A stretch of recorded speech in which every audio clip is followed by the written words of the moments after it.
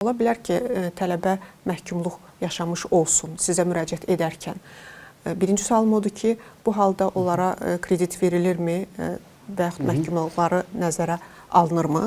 İkinci sualım ondan ibarətdir ki, oxuduğu müddətdə yanlış bir qərarla məhkum həyatı yaşayarsa, ondan sonra bu proses necə tənzimlənir? Əgər tələbəmizin, belə deyək də, bu tələbəlik həyatına qədər, ola bilər ki, məhkumluqdan çıxıb gəldi, məhkumluğu tələbəlik dövründə oldu, kənarlaşdı, sonra gəldi, bərpa oldu, fərq etmir. Yəni, kreditdə müraciət etdiyi dövrdən əvvəlki dövrdə olduğu məhkumluq, bu bizim üçün hər hansı bir səbəb deyil. Yəni, insanların keçmişdə etdiyi yanlışa görə bugünkü gün hansısa bir təyinatı məhdudlaşdırmaq, mən özlüyümdə düşünürəm ki, bu düzgün yanaşma deyil və ən azından islah olub ki, o oxumaq istəyir.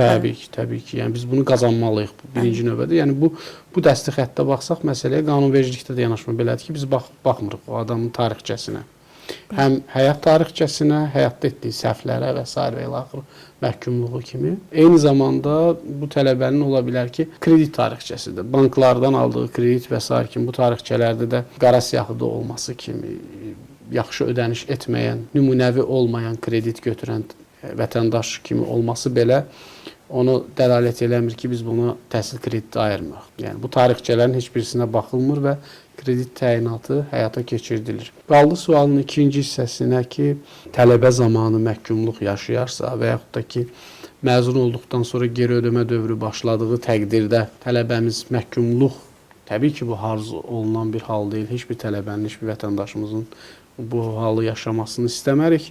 Lakin bu da risklərdən sığortalanmaq yox, bu möhlət qrupu, möhlət hallarının içərisinə girir ki, bu məhkumluq halının bitdiyi dövrə qədər tələbə kreditin geri ödənişindən azad olunur, möhlət halıdır bu. Bizim bu ikinci növbədə öz tarixçəsinə əlavə valideyninin tarixçəsinə görə də ona məhdudiyyət tətbiq olunmur. Hətta biz bunun qeyd edeyim ki, sosial statusların içərisində yox idi. Sırf mən təşəbbüs etmişdim, o vaxtı yadımdadır ki, tələbələrimizdən birisinin valideyni əgər cəza çəkmə müəssisəsində olarsa, məhkumluğu olarsa, biz bunu da sosial status kimi qəbul etməliyik.